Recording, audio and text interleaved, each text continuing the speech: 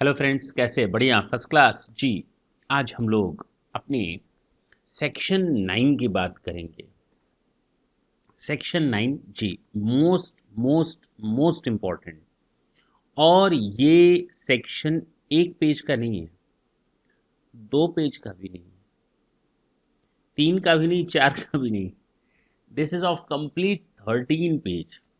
This is of 13 complete page. अब इन 13 पन्नों में क्या पढ़ाएंगे सर आप? और क्या ये एक सेशन में खत्म होगा? बिल्कुल नहीं, इत्मीनान से पढ़ेंगे। और इसका इम्पोर्टेंस आपको मालूम होना चाहिए। नॉन रेजिडेंट केसेस में 90% है, यानी जो भी नॉन रेजिडेंट केसेस है वहीं पर ये सेक्शन एप्लीकेबल होगा। ये इनकम इंडिया में एक्रू नहीं है ना, ये इनकम आउटसाइड इंडिया एक्रू है। ये इनकम इंडिया में अराइज नहीं हुई है, बिल्कुल नहीं हुई है। ये इनकम आउटसाइड इंडिया अराइज हुई है।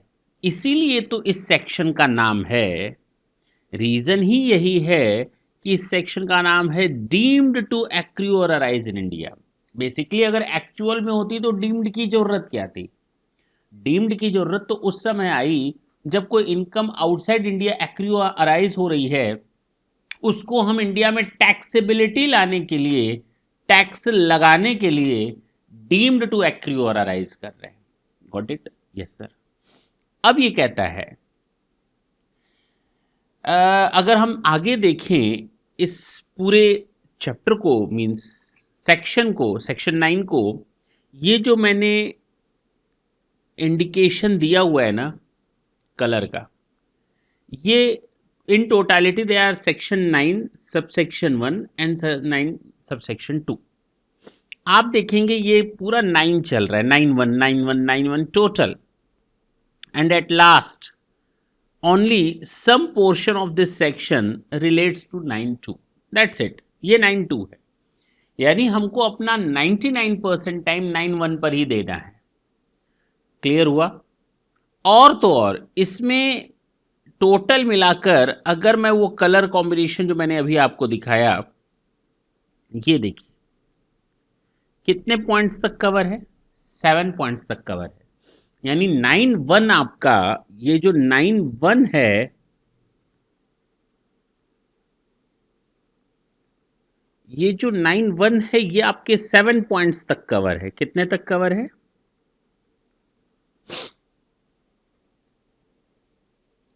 ओके।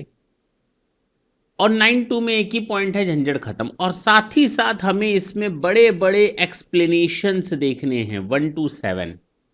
2 है, 2A भी है। और आपका ये समय ले लेगा पूरा। इत्मीनान से करेंगे, कोई हड़बड़ी नहीं करेंगे। जाहिर सी बात है, बेयर एक्ट सीख रहे हैं तो बेयर एक्ट के हिसाब से ही सीखेंगे। This is the copy and paste out from the bare act. कहता है ऑल इनकम एक्रूइंग और अराइजिंग, सारी इनकम, सर मत बोलिए। कहता है the following income shall be deem to accrue और अराइज इन इंडिया। इन सारी इनकम्स को हम क्या मानेंगे? एक्रू और अराइज इन इंडिया। 9-1 में जितने भी पॉइंट्स अब हम पढ़ने जा रहे हैं उनको हम मान लेंगे कि वो इंडिया में एक्रू या अराइज हुए हैं। हम ये मान लेंगे कि वो इंडिया में एक्रू या अराइज हुए हैं। अच्छा, point number 1, all income accruing. अब ढंग से सुनेंगे। सबसे पहला पॉइंट इसने स्टार्ट किया पीजीबीपी का। इसमें आपको मिलेगा हाउस प्रॉपर्टी, इस सेक्शन में आपको मिलेगा कैपिटल गेन, इस सेक्शन में मिलेगा आपको सैलरी एंड अदर सोर्सेस। मतलब कुछ भी ऐसा नहीं है पांचों हेड्स में जिसको line by line cover up ना किया गया हो। कोई भी ऐसा सेक्शन, कोई भी ऐसा हेड ऑफ इनकम छोड़ा नहीं गया है इस सेक्शन में जिसकी इनकम को इनकम एक्रू और अराइज इन इंडिया ना माना गया हो। इसके अलावा जो पॉइंट फोकस किया गया है, interest, royalty and fee for technical services,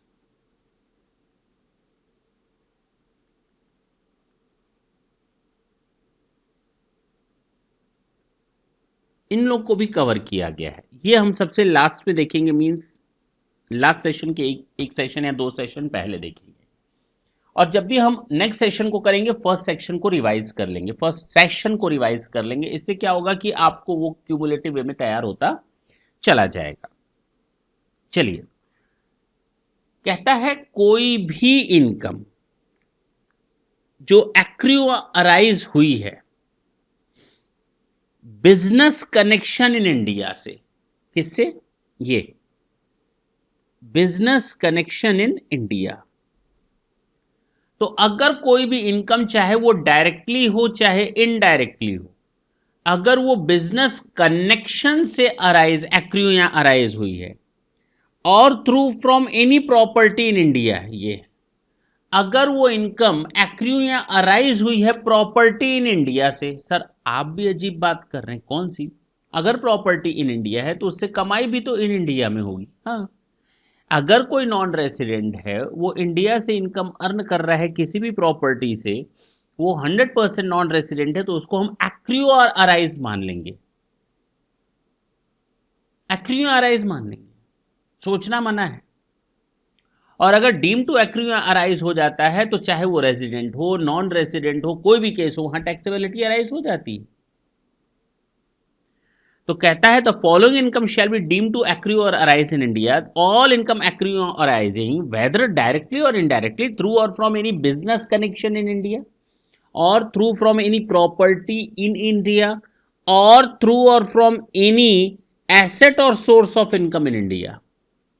कोई भी एसेट या source of income in India हो, or through the transfer of a capital asset situated in India. Sir salary तो नहीं आएगा? आएगा आएगा आएगा। तो देखिए, इसमें business connection in India, property in India, कोई capital asset or source of income in India होनी चाहिए। वो सारी की सारी, मैंने आपको जब इंट्रोडक्शन पढ़ाया था तो उस समय मैंने ये चीज क्लियर की थी कि अगर कोई पर्सन इंडियन रिसोर्सेस का यूज करके कुछ कमाएगा, चाहे वो इंडिया का सिटीजन हो ना हो, कोई फर्क नहीं पड़ेगा, इंडिया उससे टैक्स लेगा। ये उसी का हिस्सा है कि अगर कोई बंदा इनकम कमाता है business connection in India, he is not directly involved to do the business in India, but yes, the person is uh, is earning through the business connection in India, not directly. Might be he is working indirectly, might be he is earning that particular income indirectly sources. Direct का क्या मतलब है, indirect का क्या मतलब है, business connection का क्या मतलब है, सारी चीजें आगे देखनी है। बिजनेस कनेक्शन इन इंडिया से कोई कमा रहा है, प्रॉपर्टी सिचुएटेड इन इंडिया से कमा रहा है, किसी कैपिटल एसेट को ट्रांसफर करने के से कुछ कमा रहा है, या फिर कोई भी इंडिया में रिसोर्सेज हैं या सोर्सेज हैं उसके अर्निंग करने से, तो वहां से कमा रहा है, तो उसको भी हम लोग शामिल कर लेंगे, any asset or source of income. Clear हुआ ये? हाँ सर, इसमें तो कोई बहुत बड़ी बात नहीं थी। अच्छा, for the purpose of this clause, अब सुन लें इत्मीनान से, क्योंकि हम केवल आज एक्सप्लेनेशन नंबर 1 एंड करेंगे, एक्सप्लेनेशन नंबर 2 नेक्स्ट सेशन में एंड होगा। तो सोच सकते हैं क्लास कितना लंबा चलने वाला है, लेकिन हम इसको चूंकि पार्ट पार्ट में करेंगे, इत्मीनान से करेंगे, आपके लिए टेंशन ना रहे, हमारे लिए भी टेंशन ना रहे एक साथ करने का, क्योंकि ये छोटी छोटी सीरीज में चलेगा तो उससे अल्टीमेटली आपको ही फायदा होना है। In the case of a business, अच्छा, in the case of a business of which all the operations are not carried out in India, the income of the business deemed under this clause shall be only the part as is reasonably attributable to that operation carried out in India. Sir समझ में नहीं आई बात। अगर हम business की बात करते हैं तो कहा गया कि बिजनेस का बिजनेस कनेक्शन इन इंडिया होना चाहिए। अगर बिजनेस कनेक्शन इन इंडिया है तो इनकम एक्रू और अराइज इन इंडिया डायरेक्टली नहीं माना जाएगा, डीम्ड टू एक्रू और अराइज इन इंडिया माना जाएगा।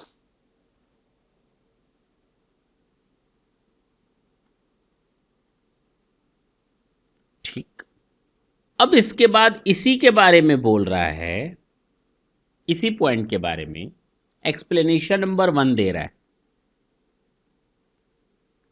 वो कह रहा है कि अगर किसी बिजनेस के all operations are not carried out in India,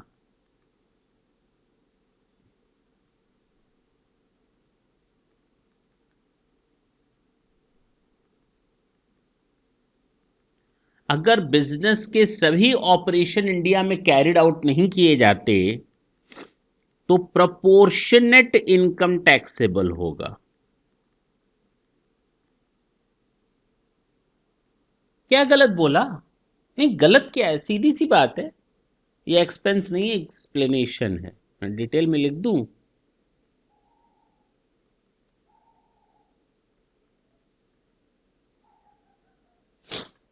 अगर किसी बिजनेस के सारे ऑपरेशंस नहीं किए जाते इंडिया में तो उसकी प्रोपोर्शनेट इनकम ले लो।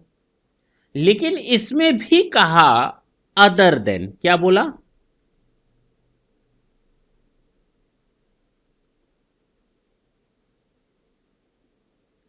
अदर देन का मतलब हुआ ये नॉर्मल सेक्शन में चला गया, यानी उसकी सारी इनकम इंडिया में टैक्सेबल मानी जाएगी,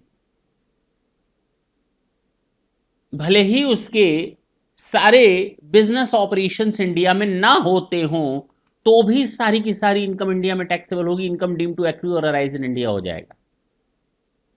किस केस में ये होगा? इस केस में होगा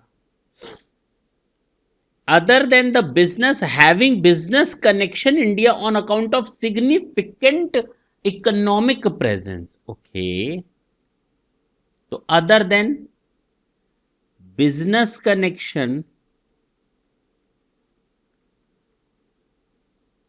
on account of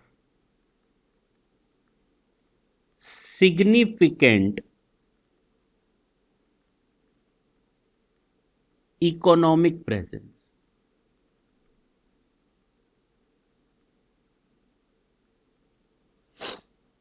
ये इंडिया में होना चाहिए।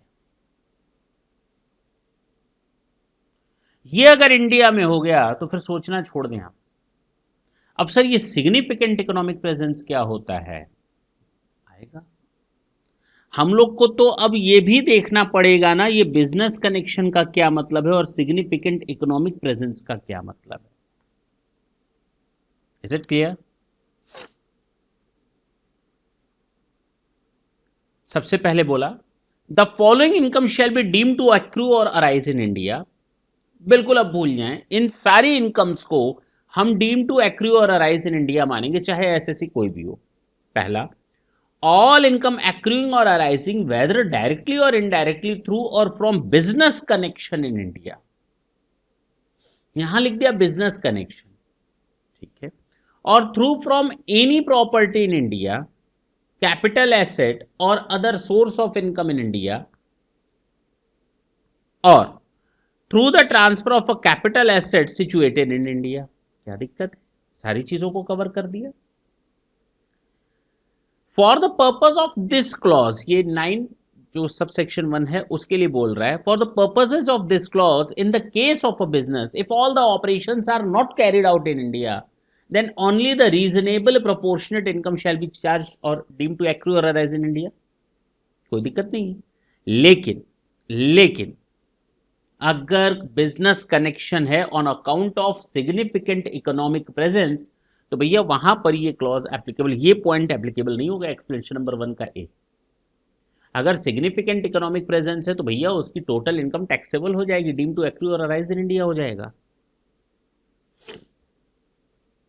आगे चल सकते हैं क्योंकि हम लोग को अभी देखना है क्या, सिग्निफिकेंट इकोनॉमिक प्रेजेंस और बिजनेस कनेक्शन इन इंडिया। वो आज के सेशन में नहीं होगा, 2 वर्ड आपको दिमाग में सेट रखने। नेक्स्ट कहता है in the case of a non resident, specially किसके लिए बोल रहा है? यहां क्या लिखा था? क्या यहां क्या ऐसा कुछ लिखा था क्या in the case of non resident? इस यहां तक कहीं पर भी लिखा था क्या in the case of non resident? अब पहली बार लिख रहा है in the case of a non resident no income shall be deem to accrue और अराइज इन इंडिया। कोई भी इनकम एक्रू और अराइज इन इंडिया नहीं मानी जाएगी।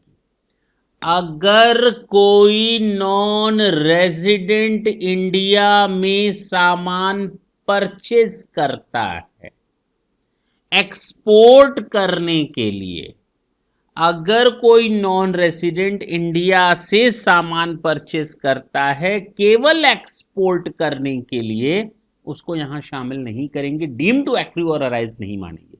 सर ऐसा क्यों? एक्सपोर्ट को प्रमोट करने के लिए, फॉरेन मार्केट को कैच करने के लिए। Is it clear? In the case of a non-resident, no income shall be deemed to accrue or arise in India to him through or from operations which are confined to, कौन सा operation कर रहा है?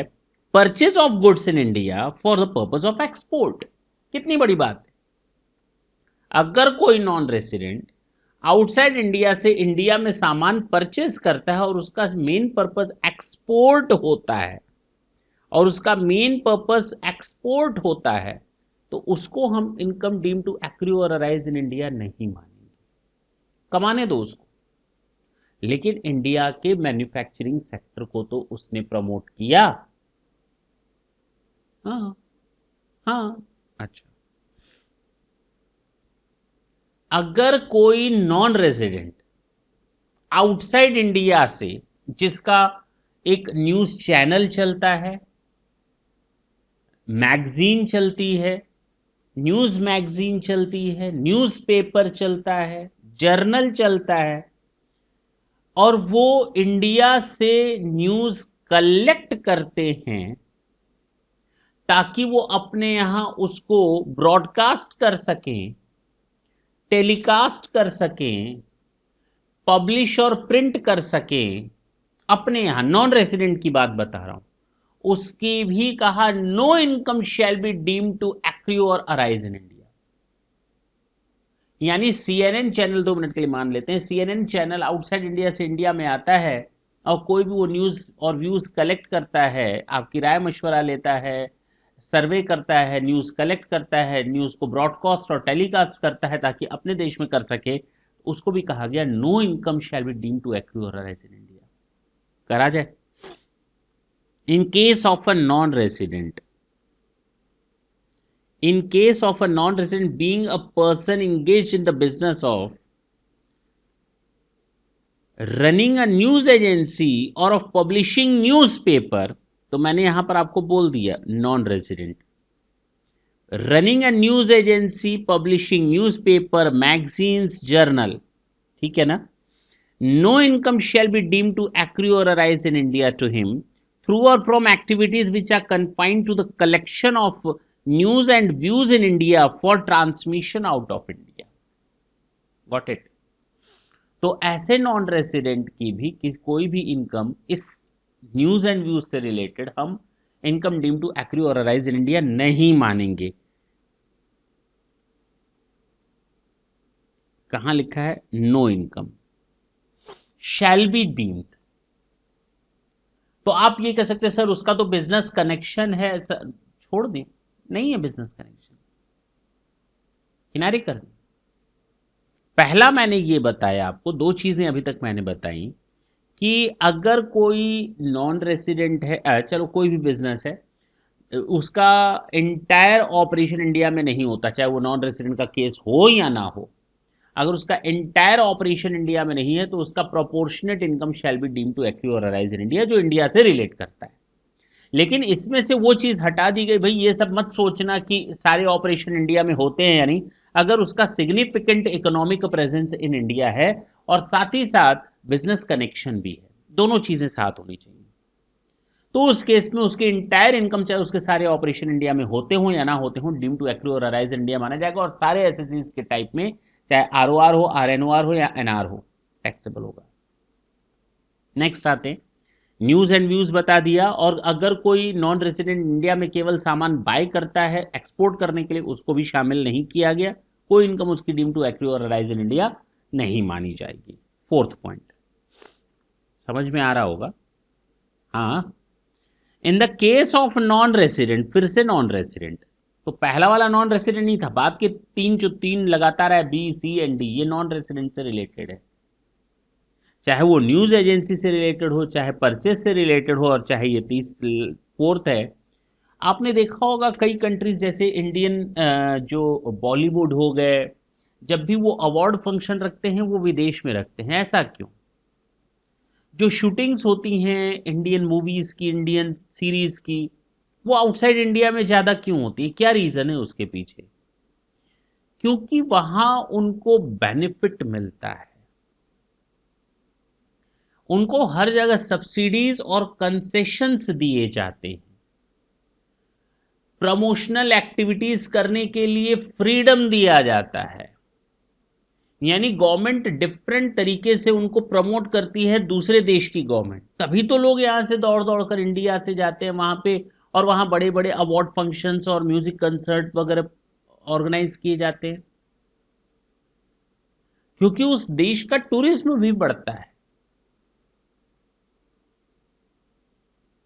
अच्छा, उसके लिए ये point आया, अगर कोई नॉन रेसिडेंट है, अगर वो इंडिया में आ जाए शूटिंग करने के लिए, तो क्या उसको माफ ना करें? हमने अभी एग्जांपल दिया, यहां से लोग वहां जाते, क्यों ना हम वहां के लोगों को यहां बुलाएं।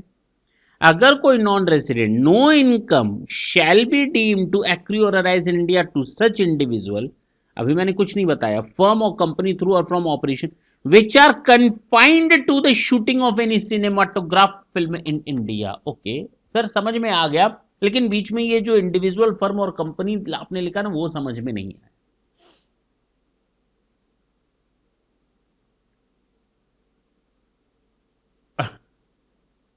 मैं इंडियन हूं, मैंने एक अमेरिकन पार्टनरशिप फर्म में मैं पार्टनर बन गया, मेरी बात ढंग से समझे, और मैंने उनको कहा चलो इंडिया में बिजनेस करो। अरे मैं पार्टनर हूं उसका, मैं इंडियन हूं, और जबकि इसमें कहा गया नॉन रेसिडेंट। अरे शुरुआत में इसने कहा नॉन रेसिडेंट, तो कहां ये पूरी तरह नॉन रेसिडेंट हुआ? अब वो पार्टनरशिप फर्म की स्टेटस देखेंगे तो वो नॉन रेसिडेंट है, लेकिन मेरी स्टेटस देखेंगे तो हम रेसिडेंट है।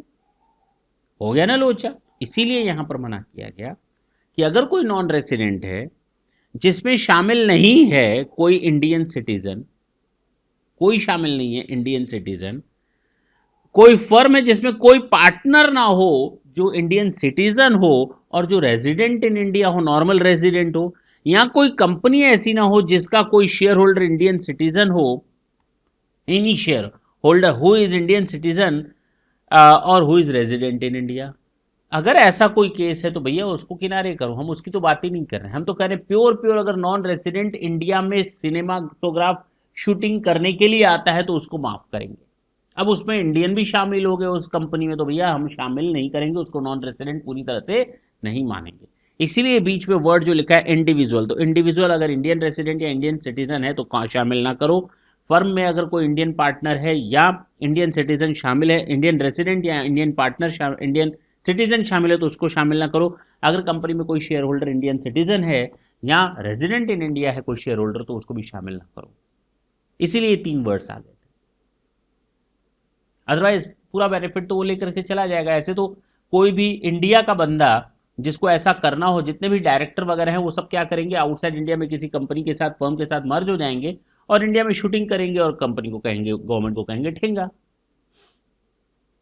जितने भी बड़े डायरेक्टर्स वगैरह आप देखते हैं जो मूवी बनाते हैं, बड़े छोटे जो भी हों, उन लोग का डायरेक्टली और इनडायरेक्टली इन्वॉल्वमेंट हो जाएगा वहां पर, बल्कि उल्टा फायदा देने के बजाय ये चीज हमको नुकसान देने लगेगी। ठीक है ना? अब समझ में आया फायदा घाटा? Yes sir. तो अभी तक हमने आपको 4 पॉइंट बताया। पहले में मैंने कोई नॉन रेसिडेंट नहीं बोला, मैंने कहा अगर बिजनेस कनेक्शन है, पहली चीज अगर सारे ऑपरेशंस इंडिया में नहीं होते तो किनारे करो, उसको प्रोपोर्शनेट इनकम को ही टैक्सेबल करो, ऑल इनकम्स को शामिल मत करो। लेकिन अगर बिजनेस कनेक्शन के साथ साथ on account of significant economic presence है तो उसको शामिल कर लो, उसको पूरा इनकम इंडिया में एक्रूअराइज करो। क्लियर? दूसरा मैंने बताया अगर कोई नॉन रेसिडेंट परचेज करता है गुड्स को केवल एक्सपोर्ट करने के लिए तो भैया उसको शामिल ना करो। तीसरा मैंने बताया इंडिया में शूटिंग करना हुआ और अगर कोई न्यूज एजेंसी है उसके लिए। Clear?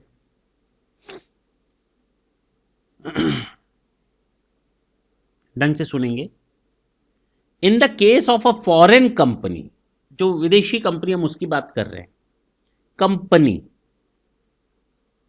Not non resident all types, केवल कंपनी की बात हो रही है, नॉन रेसिडेंट कंपनी यानी कि foreign company, engaged in the business of mining of diamonds, no income shall be deemed to accrue or arise in India to it through or from the activities which are confined to the display of uncut and unassorted diamond in any special zone notified by the central government, which are confined to the display. अब जो विदेशी कंपनियां होती है ना, जो involve होती हैं माइनिंग में, डायमंड के माइनिंग में, अब चूंकि हमारे देश में भी डायमंड का बहुत बढ़िया कारोबार है, बट ऑब्वियस है कि हमें उनसे अच्छी खासी रेवेन्यू मिलती है। तो अगर कोई विदेशी कंपनी इंडिया में अपने अनपॉलिश्ड या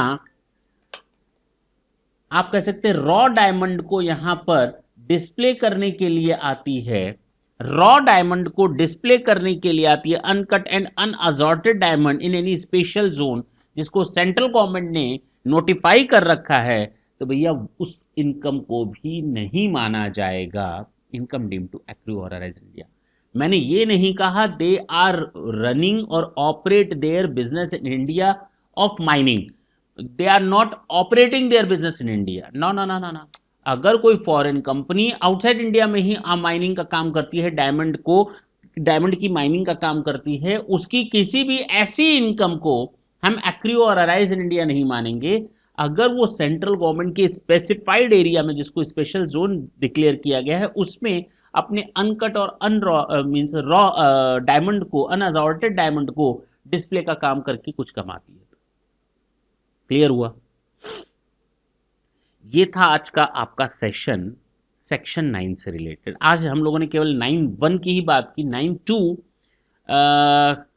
नहीं बात की, छोड़ देते हैं, ठीक है ना। आपको केवल इतना वर्क है कि ये पूरी तरह से आप तैयार रखेंगे एक्सप्लेनेशन नंबर 1। नेक्स्ट सेशन में जब हम आएंगे तो आपके सामने एक्सप्लेनेशन नंबर 2 ये पूरा कवर अप करेंगे, ये यहां तक। अच्छा, 2A भी कवर कर लेंगे, ज़्यादा टाइम नहीं लगेगा, ठीक है ना। 2 और 2A दोनों कवर अप कर लेंगे नेक्स्ट सेशन में, होप सो। अगर ये दो कवर हो गए 1, 2, 2A, तो 3 देखिए इतने में ही कवर हो जाएगा, इतने में ही। ये जो मैंने अलग से एक पूरा स्क्वायर बना करके नया लिखा है, ये नेक्स्ट ईयर से या नेक्स्ट टू नेक्स्ट ईयर से कवर होगा। 4 तुरंत कवर हो जाएगा, 5 तुरंत नहीं कवर होगा, थोड़ा टाइम लेगा। इसी तरह 6 बहुत लंबा है, 7, 6 और 7 हो सकेगा तो हम लोग करेंगे, otherwise will try to skip. But अगर आप लोगों की परमिशन होगी तो 6 और 7 करेंगे, क्योंकि शेयर्स एंड राइट्स से रिलेटेड प्रोविजंस हैं, वो दिमाग की दही कर देगा अगर हम इसके साथ देखेंगे। तो फिलहाल आज हम उसके बारे में कोई डिस्कशन नहीं कर रहे। अगर हमको भी कन्वीनियंट रहेगा आपको उसको डिस्कशन करना, then I will try to do that, ठीक है। नेक्स्ट सेशन के लिए तैयार रहें, बहुत इंपॉर्टेंट सेशन होने वाला है। 9(1) तो अच्छे तरीके से समझ में आ गया सर, कहीं कोई दिक्कत नहीं आई, बिल्कुल नहीं आई होगी। नेक्स्ट सेशन में फिर आपसे मिलेंगे, तब तक के लिए tata and bye bye, thank you, thanks a lot.